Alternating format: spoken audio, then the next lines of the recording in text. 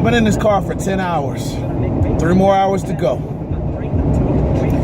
I've had this song on repeat, and all I can think about is what doesn't kill you makes you stronger. And I'm thinking how inaccurate that phrase is, because it really should be what doesn't kill you drives you up a wall mentally. And what's driving me up a wall mentally is this business. I've been thinking about every bump, every mile I've driven, every negative word I've heard.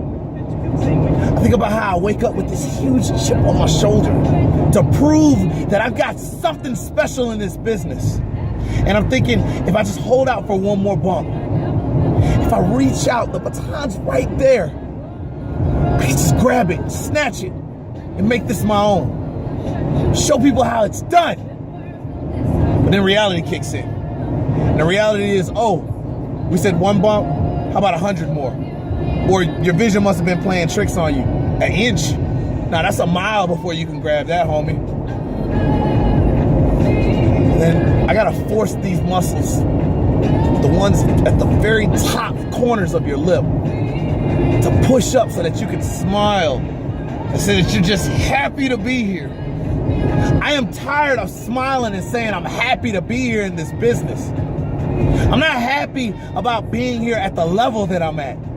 I could be doing so much more. I could be making so much more happen. But you have to let me. I have to get that shot. And every time I try to go for it, it's, oh, you don't know the right person, or you don't have the right moveset, or you're too old, or maybe you should have kissed more ass. So I'm out here constantly having to prove myself. And although you see my face on the flyer, you don't know all the pain that goes behind that.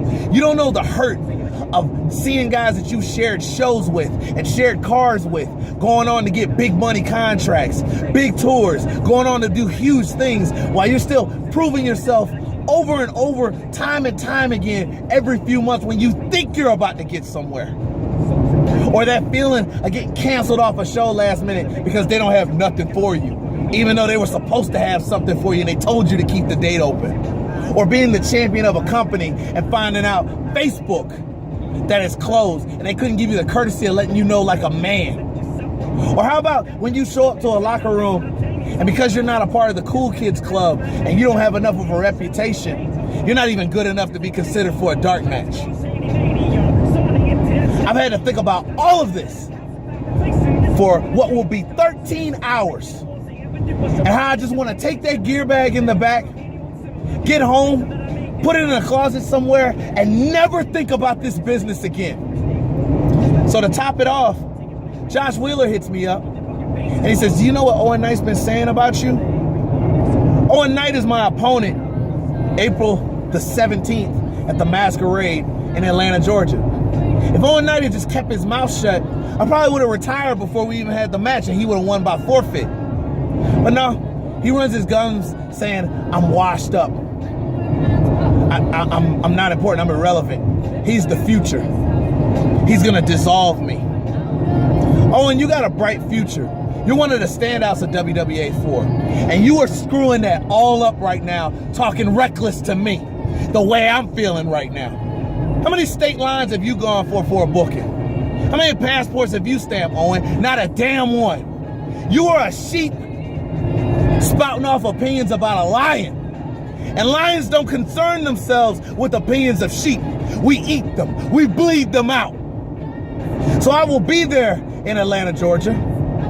But not as a sports entertainer or a wrestler, but as a grown-ass man who is pissed off about where he stands in this business. You don't obviously have an idea how I feel about where I stand and what little reputation I have.